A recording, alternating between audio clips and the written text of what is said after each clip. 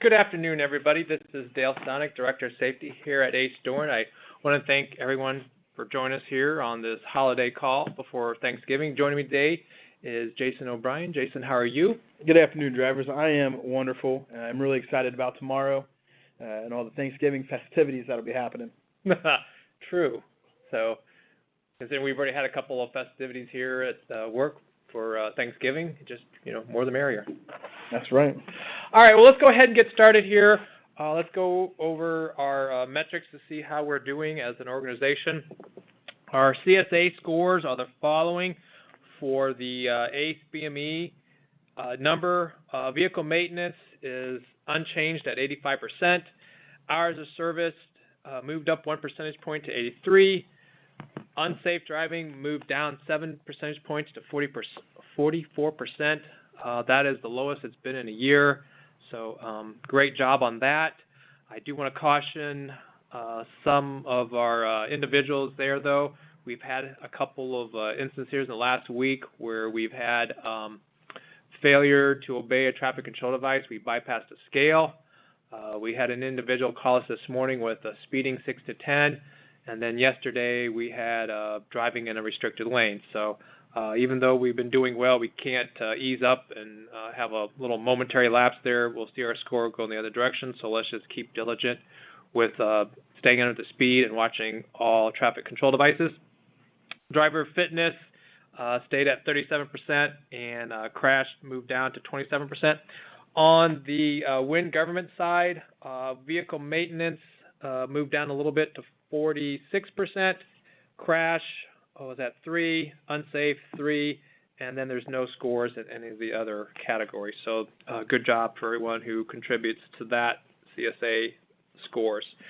On the accident side, I do have an update on our claims. Currently, we are under goal about $110,000 here with 2 months left to go. So, let's just keep on making sure we're doing the necessary things to prevent accidents, adequate following distance. The one accident trend that I have noticed so far that's picked up a little bit is when we're making turns.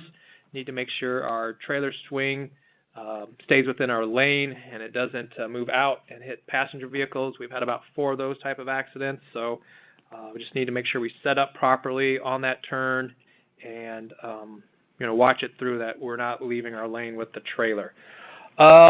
We'll move over to clean inspections. We had quite a few clean inspections here in the last 30 days, so we will go ahead and I'll read those off. Mark Watson, clean inspection out of Utah. John Cornwell, Tennessee. Ed Bader, Indiana. Matthew Thurlin out of Missouri. Robert Williams, Mississippi. Mark Watson again out of Washington. Chris Connor, clean inspection out of Maryland. Adolph Meter had 2 clean inspections from Tennessee one day after each other. Bud, nickname, thank you. Jason Saraban out of Oregon, and Devontae McLean, South Carolina. We also had clean inspections with Philip Caton, Tennessee, and Thomas Thieshafer, Iowa. So, all right, Jason, do you want to talk a little bit about what's going on with the hours of service? I know there's quite a few changes coming up here in the next few weeks. That there are, Dale. There's an ELD mandate. But before we get to that, I'm going to talk a little bit just about the regular hours of service and what we're kind of seeing as far as drivers getting violations on roadside inspections and how those are being affected, our scores, of course. So some of the things that we're seeing right now is the 30-minute break. What we sometimes have or often will have is where a driver will take it earlier in the day and not take a second one if they need to, if they're working a longer day. But I just wanted to let everybody know, remind everybody that it's for every 8 hours of driving and on-duty time that you would need to take that half an hour break. Sometimes we just have drivers that won't take one at all. They just will drive and then go on duty and drive and on duty all day, and then they just don't take one. And then we have some people that'll do that and then try to go back and edit that in later, only to discover that they don't have any half-hour periods where they can really do that. So then it shows up as a violation. So just remember to make sure that you're taking those at the appropriate times. It's an easy points to keep as far as not giving them away to a DOT officer and getting a clean inspection. Another thing that has been happening more often recently than in the past is where drivers are kind of taking off a little too early on a 10-hour reset. It's maybe 9 hours or 9.5 hours, and then they start driving the next day. What that does, though, immediately is kind of puts the driver in violation for the 11-hour for whatever they drove for the previous drive period.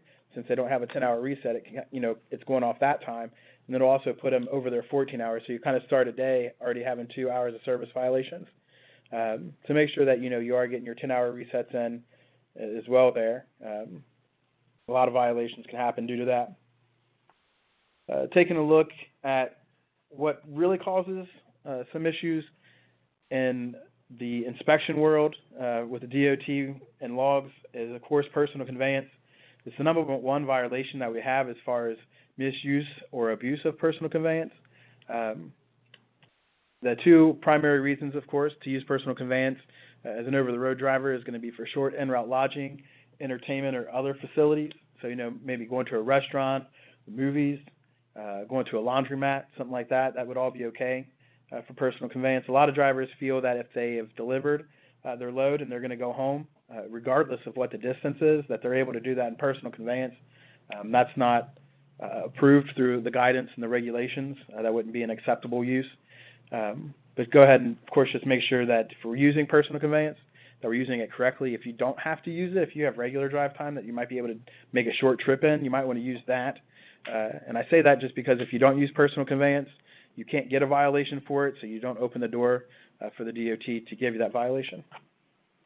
A lot of the violations, of course, with personal conveyance can be up to the officer's discretion, and if they don't feel like it's a legitimate reason, might equal a violation. So moving on to that ELD mandate. With ELDs, the majority of our ELD devices right now are actually running in an AOBRD mode. So if you have Keep Trucking, Rand McNally, or OmniTrax, all of those, for the most part, are running in an AOBRD. You could have a Rand McNally that is already running in an ELD mode if you request it. Same thing with OmniTrax. Now, I do want to let everybody know that all of the devices, whether you're in the AOBRD mode right now or not, it's all going to switch on December 16th unless you request it before that. So everybody on December 16th on Keep Trucking will be switched. That has to be done all at once just because how the system is set up. And then anybody that is on OmniTrax or Rand McNally will be switched on December 16th if they're not already in the ELD mode.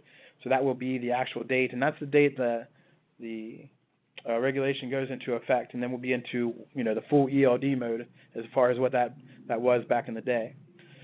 So the big changes with that is once you're in a full ELD mode, a lot of our Rand McNally drivers right now enjoy a 2.9 mile, what do we call that? Maybe movement. Like a leeway. Yeah, leeway. Movement before it'll automatically put them in driving. That'll go away. You won't have that 2.9 miles anymore. It won't be a distance. It'll just be a speed, which is 5 miles per hour. The Keep Trucking boxes, even though they're in AOBRD mode, are already set up that way, so you won't notice that as being a difference. And then for the OmniTrax, it'll be the same thing at 5 miles per hour once it's in the full ELD mode. And that's, again, December 16th. The other big change is that sometimes as a driver, and I understand it, people make mistakes. You might go ahead and move your truck while you're logged into your ELD and have it record as regular drive time. It might only be like 27 seconds of drive time, and we can, fix that nowadays. We can go in there and just change that to be personal conveyance, that, like it was supposed to be if there was a personal conveyance move or something like that. Once December 16th happens, there's not a way to edit drive time anymore. So if you're on regular drive time, that's what it gets recorded as, and we'll just say maybe you're 6 hours into your 10-hour reset. Well, that 27 seconds of driving is now going to restart your timer, and you'll be back at zero. Instead of having 6 hours in on it, you'll be starting from zero again. So it'll be important to make sure that before you move the vehicle that you're in the proper drive mode. We don't want it to be a situation where you've got to get somewhere, and because of an accident with the log, you can't move because of the regulations. So that's kind of what's happening there. And then, you have a question, Dale? Well, something you want to bring up on it? Yeah, I did. right now, can you kind of explain the difference? If you're on an AOBRD mode and you're stopped at a scale, the officer is going to generally just ask you to see your logs. Either you just give them your tablet or email it to them. How will that be different after the mandate? Well, right now you have a couple different options on sending logs in. Say like on Keep Trucking, you have the option where the officer can view it on the device, as you mentioned. And then it has where you can either email them or fax them in. And now there's going to be a third option on there, which is going to say upload to FMCSA. And what the officer will do is, and I'm glad you brought that up, what the officer will do is give you his code, and that's going to be like a couple letters and numbers. And once he gives you that, that's where you'll send them. And it'll upload them to the FMCSA's website, and then it comes to an address for the officer. Now, up until this point, in AOBRD mode, an officer would still have to decide, where the violations were. They would have to look it up and say, okay, yeah, I can see here he didn't take his break. Once this ELD mode happens, it's going to point it out for him. It's going to, put a big red flag on there and say, hey, this guy, on this day he was over his time, or this time he didn't take a break. And it's going to show him any violations on there and point them out to him rather than him having to discover them. So it's making his job a little easier in that respect, and a little bit harder on us, of course. I'd also heard they can see some other things that drivers do their logs. That is also true, yep. If you, on the full ELD mode, another thing that's going to change is if you make any edits, they have to be annotated on why the edit was made and who made the edit. So if you call me and we need to make an edit, that'll have to be on there, saying that I made the edit and why I made the edit, and that would be true for drivers as well, which kind of brings us back to that, 30-minute break thing. If you're trying to edit in a break each day at the end of your shift, and an officer sees your logs now, well, they're going to see that. They're going to see you edit your logs every day, and that's not a good face for the officer for us to show them. Yeah, and then they'll see personal conveyance, I heard, too, so that will point that out. Well, yeah, personal conveyance is the same. I mean, they can see that now, and they'll continue to see that, absolutely. So I think, is there any, odometer jumps is the other thing I heard, that they'll be able to see with their software reading it. That's right, yep.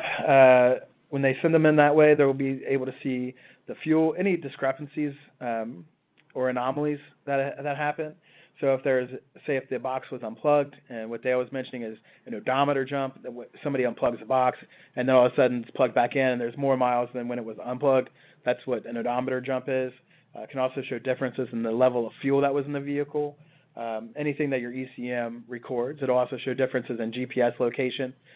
And now all those things will be kind of standing out for the officer with a big red flag. So it makes it really easy for him to see. Yeah, it'll give him the opportunity to, question drivers on what was causing that anomaly. That's right. Yeah, so it's important, or, it's really important, of course, always to do your logs the right way. But, it's more important than ever.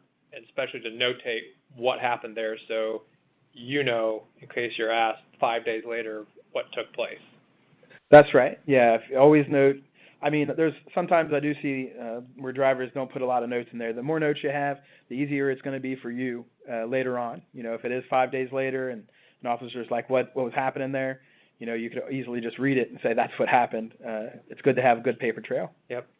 So definitely there's some big changes coming up here in the next couple of weeks. So one other thing that crossed my mind is with these changes, will we have to update the user manuals for the instruction cards on our e-logs? No. Okay. As far as like the quick reference guide, which is guide. What the drivers have in their trucks to show them how to send logs to the officer, those are the same, and the operator manual is the same. The functionality is only going to be a software change, and like on the back end of things, drivers won't notice a real difference in the way the log performs, except for like the 5 miles per hour thing. But as far as like the interaction with the apps themselves, so those will be identical. Nothing will change there. All right, that's good. So that's good. What's happening in our dash cam? Dash cam world. Any new exciting news? Yeah, actually there is fantastic news. with dash cams.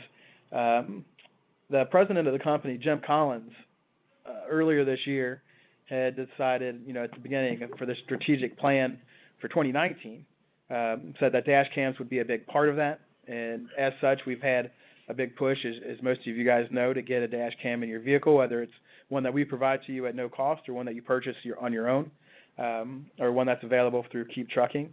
And I'm happy to say at this point, the goal at the beginning of the year was to get to 75%.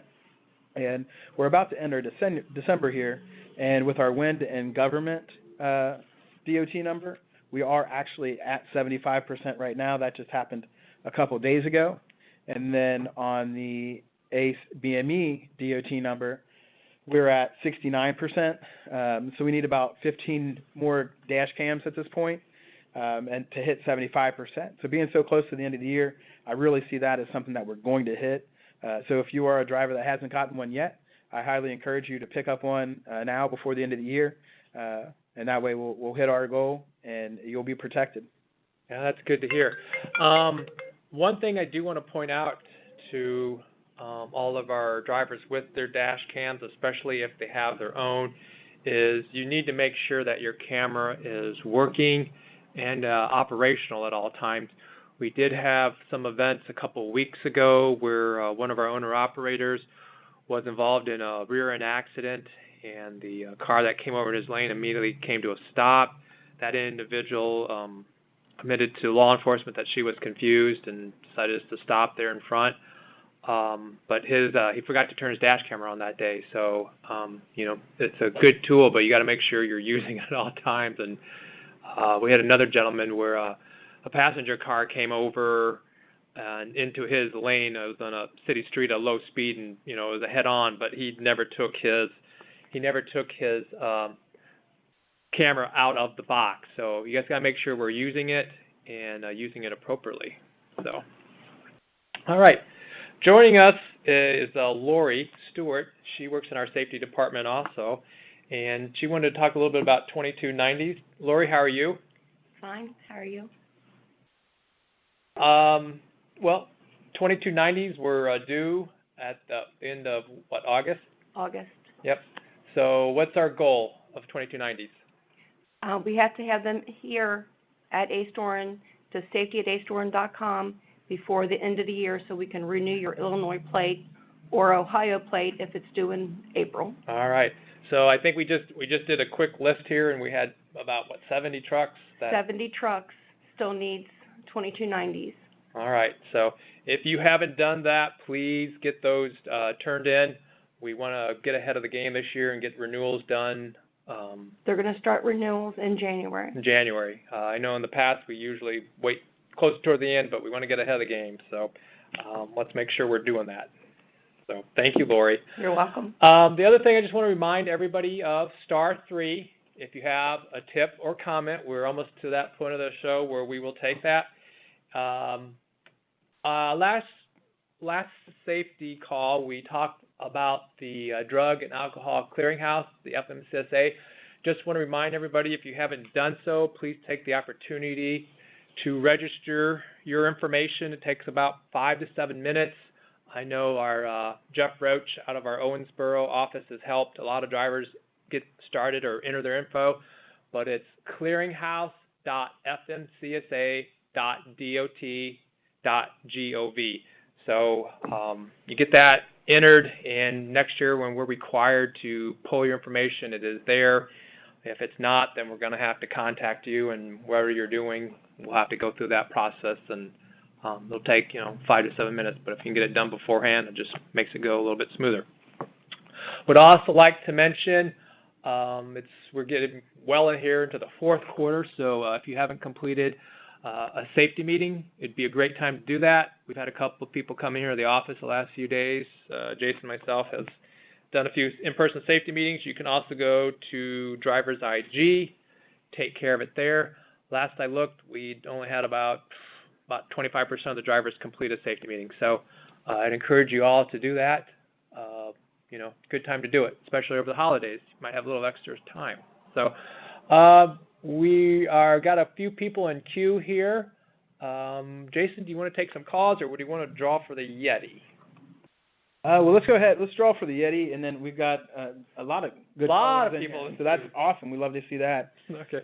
But go ahead. Dale's going to draw for it today. He's got them all lined up in front of him. Let's see who is going to win the Yeti for Let's see. the Yeti inspection here. If you want to say the name. All right. So not only did you get $200, if I can flip it over, here we are. Devonta McLean, we'll have that out in the mail for you. You'll get a Yeti. Excellent. Along with that $200 for your clean inspection there. Oh, excellent. So. All right. Well, all right. With that out of the way, we'll move on over to some calls here. It looks like the first person we have there is going to be Levi Miller. Levi, are you there? Yeah, Hey, how are you doing today? pretty good. Good. What's your Hey, safety tip I had question? you Friday there, 17 seconds. You said you fixed it. I still got a red dot on my tablet there. That I need to do anything with it or no? All right. Well, I'll go back and double check on it for you. We'll take care of that another time. Is there anything else you had for the call? And anybody else listening? Or just you. That's just what I was wondering there, because I tried to, what you're doing there, and the red dot wouldn't go away. So I'm trying to, I didn't know whether I had to do something other else or what there, but just Okay, curious. Yep, we'll take care of it, and I'll give you a call in a little while after the call's over here. All right? All right, but thanks. All right. Thank you. Yep. All right.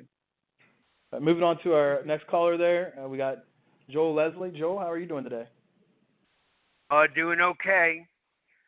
Good. And what's your I question have or a safety question. tip?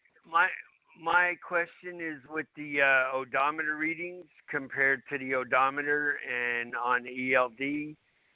A few years ago, I put a new speedometer head in, and after that, the computer went out in the truck, so they're not in sync. Right, and that I understand what you're saying there, but it's not going to show up like what's on the dashboard. In that situation, it's going to be what's on the truck's ECM. So even though those may be different numbers, whatever the ECM has as its number is what's going to show up on the E-log. So if for some reason it was unplugged and then the truck was moved, it's going to still see that difference in there. It's not going to see what's on the dashboard, though, just whatever's on the ECM. It was a good question. So they're not, like, if they're looking at it, they're not going to look, they'll look for the difference between the days on it not syncing. Right. The data that the ELD is going to get is going to be from the ECM. So if what's on your dashboard is different, it wouldn't matter. It's just going to show up what's on your ECM as your mileage. Okay. If you unplug it and you run for 2 days and then plug it back in, that's the difference where it didn't show up that they will be looking for. That's right. Correct. Okay. All right. Yeah, I've wondered about that, but I've never asked nobody because there's like a 50,000 mile difference between my ELD and my odometer. Yeah, that's why. Okay. Yep. Okay. Well, Good question. Thanks, Joel. That is. Okay, thanks. Bye. All right. Moving on. Got a friend of the show here. We got Bernie. How you doing, Bernie? Hey, doing okay, guys. How you doing, Jay? Good. Hey, I got a question. My tablet keeps showing I can't connect. Red line. I can't connect. You have no internet connection. What is it? How you get that? It's never done it before. Yeah, you're on Keep Trucking, and if you see Yes, sir. that, what it means is that you are not currently connected to the internet. So if you're using a tablet that, say, would be like on Sprint, Verizon, or AT&T, at that moment, it just doesn't have an internet connection. Now, it could just be that the mobile data is turned off, or it could be that the tablet no longer has service in general. It's maybe no longer on a plan. Do you have your own tablet or one of ours? One of yours, yeah. Okay. Yep. So I'll go ahead and double check and make sure that it's still active on the account. Okay. I'm feeling like it probably was accidentally removed by somebody down at Bennett. They sometimes do that to us. But we'll check on it and get it back on there for you. You mean I'm fired and nobody told me? No, we would never do that. We would tell you. Come on, Dale. Come on, Dale. You'd be the first one to call me. I would be the All first right, guys. one to call you. Hey, thank you very much, guys. Have a great holiday, everybody. All right, you too, Bernie. Thank you. All right, moving on to our next caller, we got Mike. Mike, how are you doing? Mikal? He goes by Mike. Oh, he goes by Mike? How's it going, guys? Okay, is it Mike or Mikal? This is Mikhail. I thought so. Oh, my bad. Well, How Mikhail, you what's your guys safety doing? tip or we question? had dinner together. I know. Oh, all right. Yeah. A couple questions real quick. So on the ELD, as far as like maintenance is concerned, if I drive my truck to the shop, when I get out, I log out, and if they test drive the truck or whatever the case may be, when I log back in, there's going to be an odometer jump. So will that show up as unidentified driving, or will it just be an odometer jump because I logged out and logged back in, or how was that, or how do I need to address that issue? Yeah, absolutely. Well, when you go to a shop and they're going to work on the truck, the right thing to do, of course, like you said, was to log out. Once you're logged out, if they test drive it for whatever reason, the box will still record it as unidentified driving. And then once you get logged back in, it'll pop up and it'll say unidentified driving's there. You just leave that there. And then after 7 days of your log, it'll finally go away. But that's the way that it's set up for right now. So it'll show up and you'll be able to see it there. It'll be on the top of your page when you're logged in, but you just don't do anything with it. Well, how will that work with it'll automatically the fall off. ELD? Is that going to change going over to ELD, or will it still just show up as the unidentified driver? It's going to show up as unidentified driving, and you'll So just leave it there. when they plug into my truck or ask for my logs, they're going to see unidentified driving. Am I going to have to explain that? Yeah. I mean, if they ask you, they're like, hey, what happened here? There was driving for like 10 minutes. You can just be like, yeah, a mechanic was working on the truck that day. But you can annotate that. There's a button in Keep Trucking where if you click on the log for the day, so say if it was today's log, you just click on that graph, and then down in the bottom right, you can hit the plus, and that's where you can insert a past duty status if you've ever made an edit there. But also one of the things there it says is add remark, and you can just hit add remark, and then you can say that a mechanic drove the truck. You choose the time that you want your remark for, so you just line it up with whenever they drove it, and then just say that the mechanic drove it while it was in the shop. So don't claim that time and tag it. Just leave it there. Just leave it there. That's right. Okay. The second thing, as far as PC is concerned, okay, and I know I don't know if it's gray area or not, but if you're unlading, and let's say I'm 30 minutes or an hour from home, can I PC home? Or do I need to take 10 or whatever, 34 if you're out of your 70 before you can go home? How much, is there any grace in that? I mean, if it's literally 30 minutes or hour from home, I understand 100 miles or 200 miles, but, when you're, is there any way, I mean, is there anything you can do with that? I mean, as far as like the way that the guidance is written, no, there's not. Right. It would, like if you just delivered some there and you were on your way home and you ran out of time, Right. No, that would just be it. You would be out of time. Now, Okay. you did mention the 70, and you wouldn't have to do a 34-hour reset, hopefully. But on the way that 8 days works, you're past 7 days and today. So whatever you did 7 days ago, you do get that time back at midnight. So if you were at a spot where, say maybe it was, recapping. Yeah, you'll get that time back. So that would probably give you enough time to get there after a 10-hour break. So you wouldn't have to wait a whole 34 hours or something for that reset to go just to get home. Right. Okay. Mm-hmm. Yeah, great question. Yes. All right. Take it easy. Have a good Thanksgiving, and I'll see you guys next week, probably for the Christmas party. Oh, and you're bringing your lovely wife too, right? Of course I am. Good job. All right, guys. All right. All right, we Thank look you, forward to Mikhail. seeing you. Bye-bye. See you, Mikhail. All right, next on the line we have Robert, friend of the show, Todd or Preacher. How you doing? Hey, I'm doing pretty good. How about you guys? Doing well. Did you get Wonderful. your Yeti? I sure did, and I love it. You guys even put my name Preacher on it. Thank you. Got to know somebody. Yeah, my wife tried to steal it. I said, no. She didn't get it. So, yeah, I Good got job. it, and I want to thank you guys. That was cool. You know, and I want to thank everybody. You guys have just been awesome. And most of you know my problems that I've been going through with the truck. It's been breaking down since the rebuild. But Joplin, well, I should say Larson Group is standing behind it. It's just being a real pain because every time I go in the shop, I lose a load or, you know, I'm 2 or 3 days in the shop before they get it fixed. And it's just been a real pain. Something I wanted to bring up, well, a couple of things. One, Okay. the first one on the cameras. I can't emphasize to guys enough, get your cameras. I'm probably a little overboard than most, but I got 3 of them. I have one focused on the driver's side mirror, I have one focused on the other side, and one in the center. And I keep them running all the time. You just don't know what you're going to come up against. I see these that's clowns really good out advice, here too. driving. It's just unreal. Then the other situation that's come up, and before I say anything, guys, I'm not leaving Ace Doran. Understand that. Oh, good.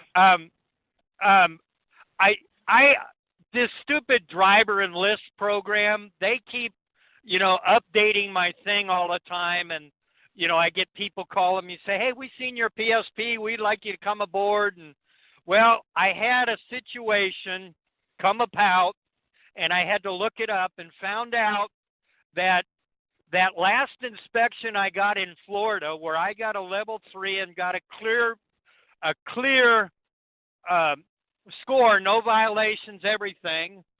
Well, immediately after I got an inspection, another gentleman got him an inspection. The DOT officer did not clear his screen, and I got a second one consecutive right after the next number. It showed a level 3, but it showed one violation, and the violation was I was driving on a suspended license. Ooh. And wow. so I called around and finally figured out what I had to do. I got a hold of the officer. He said, I'm so sorry. I know what happened. He says, I'll take care of it. That was 2 weeks ago. The same person that called me about it, told me I had it, showed up again. It's still on there. She said, you're going to need to call FMCA. So I called them, and I explained to them what went on. I said, the officer said he took care of this, and she says, well, it doesn't matter what the officer does. You got to take care of it. I said, what do you mean I got to take care of it? I said, the officer's the one that messed up. And she says, no, you have to have the officers send you a proof that that wasn't your fault, and then you have to request for a removal of it. And now I'm battling with this, and I still haven't gotten an answer because now I can't get a hold of the officer to get proof that this has been taken care of. I can't even get a hold of his office. So just be aware of that, guys, and I'm still up in the air what I've got to do to get this cleared up. I'll follow up with you, Bob, afterwards and just take a look at that for you, okay? Okay, I sure appreciate it. Other than that, just keep me in your prayers that this truck will keep running and that the Joplin, the Larson Group will stand behind it, which they have been. I can't say that they're not. But it's just I've lost a lot of revenue and a lot of time. So, but everything else is great. I'm hoping everybody has a happy Thanksgiving and as we move into the holidays. one last thing. I noticed that we had a lot of these speed tickets, and what I'm seeing is that, you know, they're in the city limits. Guys, slow down when you come into the city. If the speed limit's 50 miles an hour, slow down 5 more miles. It's simple. You're not going to waste that much time, but you're going to sure save a lot of headaches. Yeah, that's true. That's what I got for you guys. Great Thank safety you. tip. Thank you. Before we take our next call, we have quite a few people in queue, so please just bear with us as we get to everyone. I saw we had 1 or 2 people jump off, so let's go ahead. Randolph, how are you? We're doing great. About Hello, to head back Randolph? out on the road. But when we logged in Sounds like you might be getting directions. the other day. Huh? Randolph, is this Jules? Julie? Yeah! How are you? Jules. Oh, we're doing great. When we logged You're in to online. drivers... Did you Oh, have yes. Did you have a comment or a tip you want to give us? Oh, yes. When we logged into Driver's ID the other day, there was an offer for a free meal at a Petro or a TA. For Thanksgiving, And- that is correct. For Thanksgiving Day or Friday. All you have to do is go in, put your Ultra One card number in, and they will put it on your account, and you just go to the kiosk, put your card in, download the coupon, and use it. And we plan to do that tomorrow. So since it had not Sounds been wonderful. announced, I just wanted to make sure that everybody knew of the possibility of a free meal. Thank you for reminding us. And thank you to the companies, Bennett and Ace, for all that they do for us. I am very thankful that we have found a great home here. Well, yes, we're also very thankful for you. Well, thank you very much. Y'all have a great Thanksgiving. You too. Enjoy that meal. All right, moving on to our next caller, we have Brian. Brian, how are you doing? I'm doing good. How about you? I am wonderful. What's your safety tip or question for today? What is this registry you're speaking of? Oh, for the drug and alcohol? Yeah. I'm aware that under the I wasn't aware that we had to register for it. Yes. All drivers have to register their profile. What this will do is anytime a driver ever fails a random or pre-employment, that carrier is required to go out to this clearinghouse and make notice of that failed drug or alcohol test. Then the driver has to go through a substance abuse professional, proving that they're ready to go back to a safety-sensitive position. So we are required by regulation to poll all drivers' profiles who are underneath our authority once a year, but the drivers have to create their profile. So as I gave the web address, it's clearinghouse.fmcsa.dot.gov. It takes about 5 to 7 minutes to put your profile out there. There's a couple of verifications or safety items in there that they check to make sure it's you. I know they send you a code on your phone, and then you have to enter that back in. So it's pretty secure. Well, my other question is, isn't that part of the pre-employment paperwork that we fill out that we always done in the last few years? No, it is not. This regulation is new starting January the 6th. Okay. Can it be done on a cell phone? That I don't know. The ones drivers that we've helped here, we've just done it on our desktop computers. I do know that you have to have an email address and you enter your cell number because it sends you a verification code back. It's a 6-digit code that you have to enter to continue. Well, you just made a statement that you help drivers do this? Yes. Okay, so can you call me after the meeting and we can get that set up? I sure can. Okay, because I want to be compliant, but this is a new one on me. I mean, being in the wind this year, I've been home maybe 3 or 4 times. All right. So I haven't had a chance to get the newsletter. You know, most of the time I check my email, but driver's ID and all that stuff, it's kind of in the back office, if you know what I mean. All right. Very good.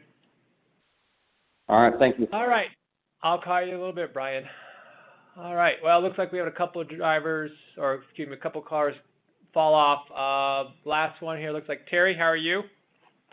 I'm fine. What's up? Bill, I got a quick question for you. Yep. When they make rule changes to the FMCSA for the 30-minute exemption, who do we have to go through to get that new update? Oh, you just need the exemption? Yeah, the paperwork that we're required to carry with us. Jason Because I or know myself. they changed it again. Yeah, Jason or myself can send it to you if you don't have a copy. Okay, like I said, because they just changed it again, so we need to all get new copies of that. Okay. Second, why don't we do the monthly safety newsletters like an email, if that's a possibility? Because a lot of us drivers don't ever go. Okay, we do. We just emailed out the November one this morning, if I'm not mistaken. Getting the nod from Patrick. Yes. To come out. We may need to check your email address. Hasn't changed. Yeah. All right, that's my only question. All right, I'll put you down. I'll call you back to make sure we have the correct one in your profile. All right, appreciate that. Thank you. You're welcome, Terry. All right. It does appear that we do not have any more callers. Oh, we have one coming up, says Patrick. While we're waiting to see if that comes in, I just want to remind everybody, make sure if you haven't done so, I know the majority of everyone's turned in their quarterly maintenance, but when I looked the other day, there was about 30-some trucks we still needed. So let's get those third quarters in. They're way past due. Make sure you're preparing for fourth quarter. They will be due at the end of December is the earliest you can send them in, but then they're absolutely due by January 10th. Yeah, and if you haven't checked it out, definitely go to your driversid.com account, and in the top left, hit the menu button. Then doing them online is definitely the easiest way, and it updates immediately. You don't have to fill it out on paper and then drive axle it, and then wait, a day here as it gets processed, and then down to Bennett to get processed, and image, and all that other stuff happens immediately. So driversid.com is the easiest way to do that 90-day maintenance. I know we have a couple of individuals, have had issues with it. What I would tell you this is before you hit the submit button, you can save it, download it, hold a paper copy in case it does, for whatever reason, go sideways, but at least you would have that, and then you can, enter back in if you're having connection problems is what I'm assuming why it's not coming through. Yeah, down at the bottom of the page, it kind of asks for your digital signature. So there's a spot where you need to type your name in, and then you also need to check a box to verify it to make it complete. So yeah, if you do it on there, make sure you do those 2 steps to make sure. All right. Looks like Bob has come back on the line. So Bob, we're going to end it with you. What's up? Sorry about that, but I remembered something on those maintenance reports. The one that's online doesn't really give you more than a couple of places to put maintenance in. Yeah, I've had a couple people mention that, and what I've suggested is you can hit more than one submission for the quarter. So when you fill up the boxes, you can hit submit and bring it back up like third quarter again and enter some more. I've had individuals who's made 3-4 submissions for the quarter because they're that detailed. The last one I did, I made my own, and Lori accepted it. I wrote me a database, and my database is current, so at the end of the month, every time I do something, I put it in, and then I hit a report at the end of the month, and it gives me the 3 months and shows you every repair I've done.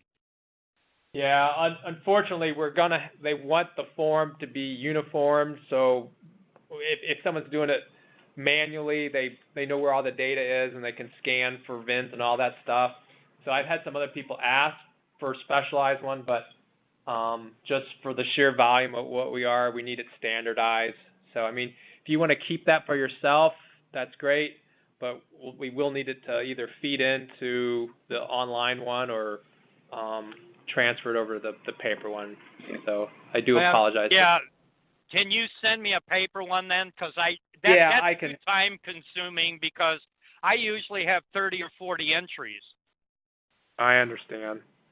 I know So they you're have looking given at us 10 sheets of paper, 15 sheets for me to do that. The other thing that we've had some people do on the paper, they fill out our form and then they write on C attach, and then they have the backup for that, and that would work too. But they want the main form to be uniformed across all divisions everywhere. Okay, well then send me one of the paper ones and I'll do it that way and attach my form that I use. All right. Thank you. You're welcome.